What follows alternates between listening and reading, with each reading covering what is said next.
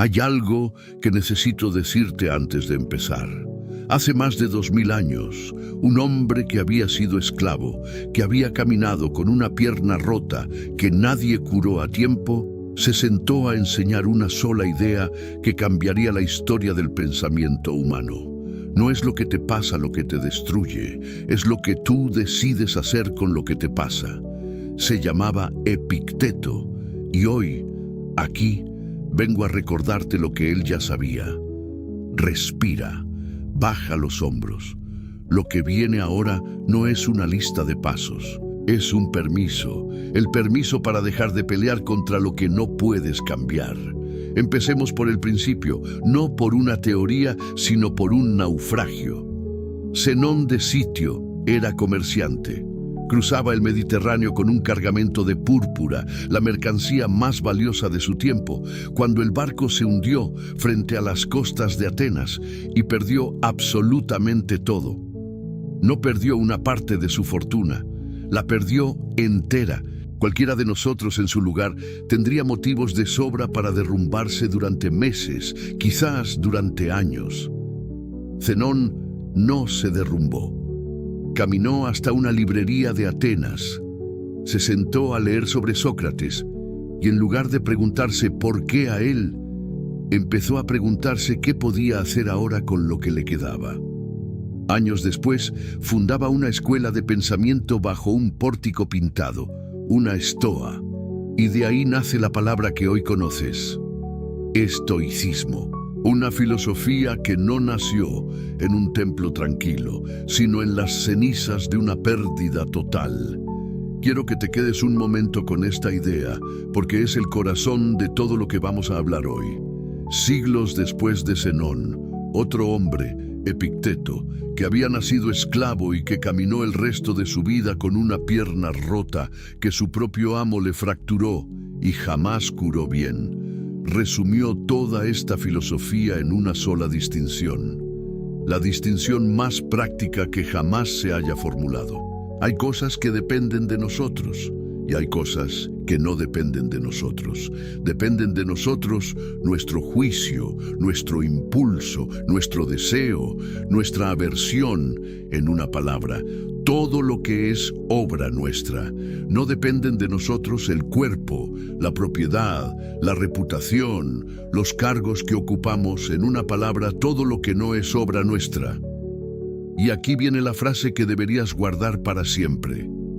Lo que depende de nosotros es por naturaleza libre, no sufre impedimento ni obstáculo. Lo que no depende de nosotros, en cambio, es débil, servil, puede sernos arrebatado, no es nuestro. Detente un instante y piensa cuánta energía llevas gastada este último mes tratando de controlar exactamente eso. Lo segundo, la respuesta de otra persona. El resultado de una entrevista que ya entregaste, el momento exacto en que por fin llegue eso que esperas. Ninguna de esas cosas estuvo ni estará nunca completamente en tus manos. Y sin embargo, actuamos como si lo estuvieran. Apretamos los puños, revisamos el teléfono por 10ª vez en una hora, reescribimos mentalmente conversaciones que ya terminaron, buscando la palabra distinta que hubiera cambiado el desenlace. Epicteto tenía una imagen para esto, sencilla y despiadada a la vez. Decía que confundir lo que depende de nosotros con lo que no depende de nosotros es como querer que los demás actores de una obra actúen según nuestro guión, cuando lo único que en realidad podemos dirigir es nuestro propio papel. Puedes actuar tu papel con excelencia. No puedes escribir el de los demás. Marco Aurelio, casi 2 siglos más tarde, gobernaba el imperio más poderoso que había conocido el mundo. Y aún así, cada noche, en tiendas de campaña en medio de guerras y epidemias, se sentaba a escribirse notas a sí mismo, no para publicarlas, sino para recordárselo a sí mismo una y otra vez. En uno de esos cuadernos, que hoy conocemos como las Meditaciones, escribió algo que resume toda esta primera sección mejor que cualquier explicación mía. No busques que las cosas que sucedan como tú quieres, sino desea que las cosas sucedan tal como suceden, y así tendrás una vida serena. No es resignación, y quiero ser muy claro en esto, porque es el malentendido más común sobre el estoicismo. No te está pidiendo que dejes de desear, que dejes de actuar, que te cruces de brazos. Te está pidiendo algo mucho más preciso, que dirijas toda tu energía hacia el único territorio donde esa energía realmente produce algo, tu juicio, tu actitud, tu siguiente acción, y que sueltes con la misma disciplina todo lo demás. Séneca lo explicaba con otra imagen, la del arquero. Un buen arquero hace todo lo que está en su mano, elige el mejor arco, calcula el viento, afina la puntería, tensa la cuerda con precisión. Pero el vuelo final de la flecha, una vez que sale de sus manos, ya no depende de él. Un ráfaga de viento inesperada, un movimiento del blanco, cualquier cosa puede desviarla. Y el buen arquero, decía Séneca, no mide su valor por si la flecha da en el centro exacto, sino por si hizo, hasta el último instante que dependía de él, todo lo que estaba en su mano hacer. Y aquí está lo que quiero que te lleves de estos 6 minutos. Soltar, en clave estoica, no es abandonar el barco a mitad del mar. Es dejar de sostener, con los brazos temblando, algo que nunca dependió de tus brazos. Es reconocer, con la misma honestidad con la que Zenón reconoció su naufragio, qué parte de tu situación es tuya y cuál nunca lo fue, y a partir de ahí dejar de pelear en el terreno equivocado. Porque toda la angustia que sientes hoy, casi toda, nace exactamente ahí, en esa frontera confundida entre lo que puedes cambiar y lo que solo puedes aceptar. Ahora quiero llevarte a un lugar inesperado, no a Atenas ni a Roma, sino a Florencia, casi 1800 años después de Epicteto, a una pequeña finca en el campo, donde un hombre caído en desgracia pasaba las tardes cazando pájaros y jugando a las cartas con campesinos, y las noches, según él mismo confesaba en sus cartas, vistiéndose con sus mejores ropas para sentarse a escribir, como quien entra a una corte antigua a conversar con los muertos. Se llamaba Nicolás Maquiavelo, había sido funcionario de la República de Florencia, y tras la caída de su gobierno fue destituido, torturado y desterrado a esa misma finca. Fue ahí, en ese exilio, donde escribió El Príncipe, uno de los textos políticos más leídos y más malentendidos de toda la historia. Maquiavelo no era estoico, no conocía a Epicteto ni le hubiera interesado especialmente, pero llegó por un camino completamente distinto, empujado por su propia caída, a una conclusión que suena extrañamente familiar para quien ya escuchó la primera parte de este video. Escribió que la fortuna, ese conjunto de circunstancias que no elegimos, gobierna casi la mitad de nuestras acciones. La otra mitad, decía, nos la deja gobernar a nosotros a través de lo que él llamaba virtud, una palabra que no significa exactamente virtud moral, sino algo más cercano a firmeza, temple, capacidad de actuar con decisión dentro del espacio que la fortuna nos concede. Su imagen favorita para explicar esto era la de un río que se desborda.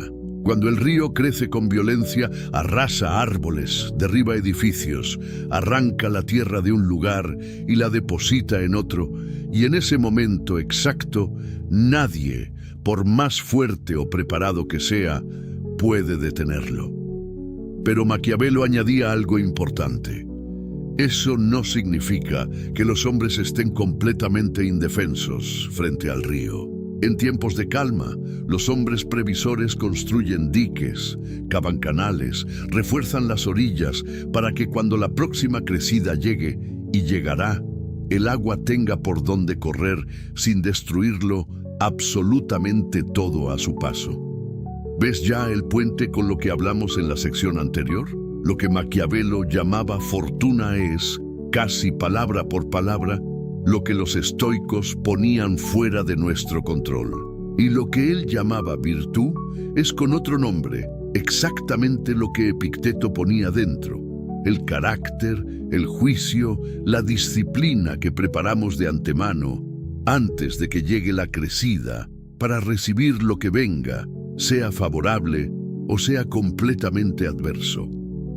Pero hay una diferencia entre los dos, y es una diferencia que vale la pena detenerse a mirar con calma, porque ahí está buena parte de la sabiduría de esta sección. Maquiavelo construye el dique para intentar someter al río, para ganarle terreno a la fortuna, para acumular poder frente a ella. El estoico construye un dique parecido, pero con un propósito distinto. No lo construye para vencer al río, lo construye para no perder su propia serenidad el día en que el río, tarde o temprano, se desborde igual, porque un dique nunca detiene del todo a un río decidido a crecer. Séneca conocía esto en carne propia mejor que casi cualquier otro estoico. Fue tutor y consejero del emperador Nerón. Alcanzó una fortuna y una influencia enormes, y después lo perdió casi todo, obligado finalmente a quitarse la vida por orden del mismo hombre al que había educado. Y sin embargo escribió, en uno de sus textos más leídos, una frase que resume con precisión quirúrgica esta segunda mitad del asunto: no es que tengamos poco tiempo, es que perdemos mucho. La fortuna decide cuándo llega la crecida, decide su fuerza, decide su momento. Tú decides únicamente una cosa: si para entonces tienes el carácter ya construido para recibirla sin que te arrastre entera. Quiero que pienses ahora en tu propia vida con esta doble mirada. Hay una parte de lo que estás atravesando que es, sin ninguna duda, fortuna pura. Nadie te preguntó si querías esa dificultad, ese retraso, esa puerta que sigue sin abrirse. Eso llegó como llega el río, sin pedir permiso.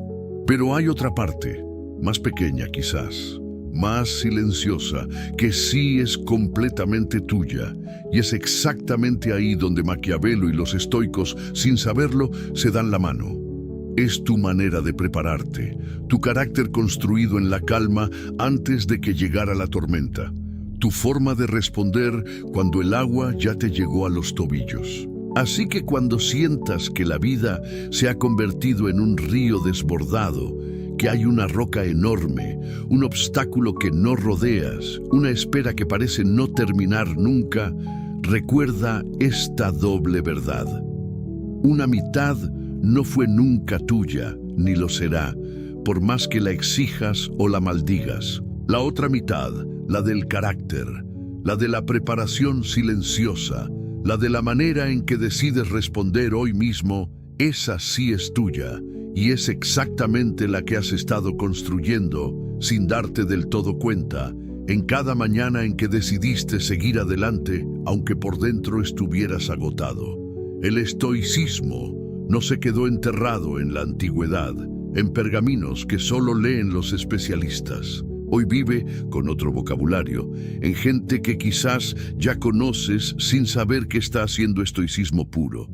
Piensa en Ryan Holiday, uno de los divulgadores que más ha hecho por devolver esta filosofía a la vida cotidiana en los últimos años. Su idea más conocida, la de que el obstáculo es el camino, no es suya en realidad, la tomó casi palabra por palabra de Marco Aurelio, de aquellas notas nocturnas que el emperador se escribía a sí mismo. Lo que se interpone en el camino se convierte en el camino. Holiday simplemente le puso un título a una idea de 2000 años y la llevó a millones de personas que jamás habían leído un texto filosófico completo. Piensa también en William B. Irvine, filósofo contemporáneo que rescató para el público moderno una práctica estoica que se había ido apagando con el tiempo, la premeditación de los males. Consiste en algo que puede sonar extraño la primera vez que lo escuchas. Imaginar deliberadamente por unos minutos que aquello que hoy das por sentado, tu salud, tu trabajo, la persona que duerme a tu lado, ya no está.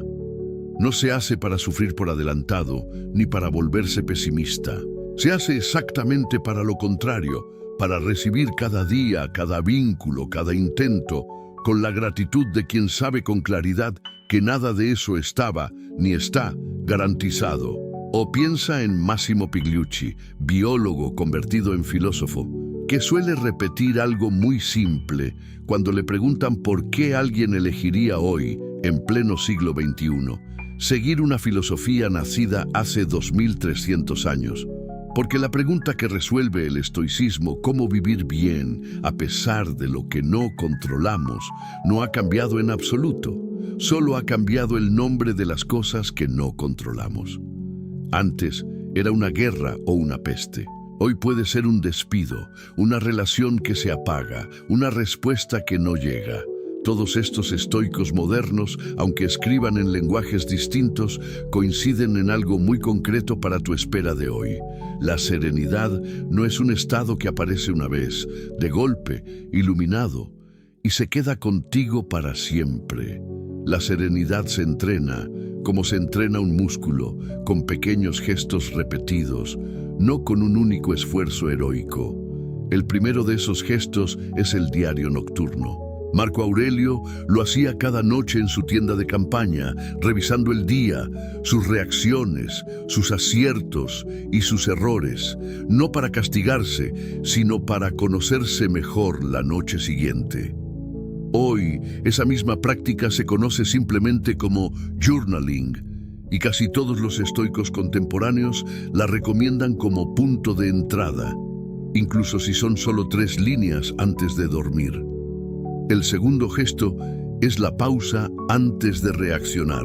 Epicteto insistía en algo que hoy la psicología moderna llama regulación del impulso, pero que él explicaba con una sola imagen. Entre lo que te ocurre y tu reacción hay un espacio, por pequeño que sea, y en ese espacio, y solo en ese espacio, vive tu libertad. La próxima vez que algo te altere, ese medio segundo antes de contestar, antes de escribir el mensaje, antes de tomar la decisión apresurada, es exactamente el terreno donde se juega todo el estoicismo. Y el tercer gesto es la distinción diaria, casi ritual, entre lo que puedo cambiar hoy y lo que simplemente tengo que aceptar hoy. No es un ejercicio que se hace una vez en la vida y queda resuelto para siempre.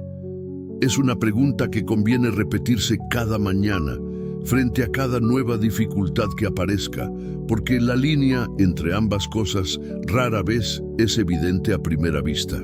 Y aquí quiero darte algo muy concreto para llevarte de esta última sección, algo que puedas usar hoy mismo, no la próxima semana.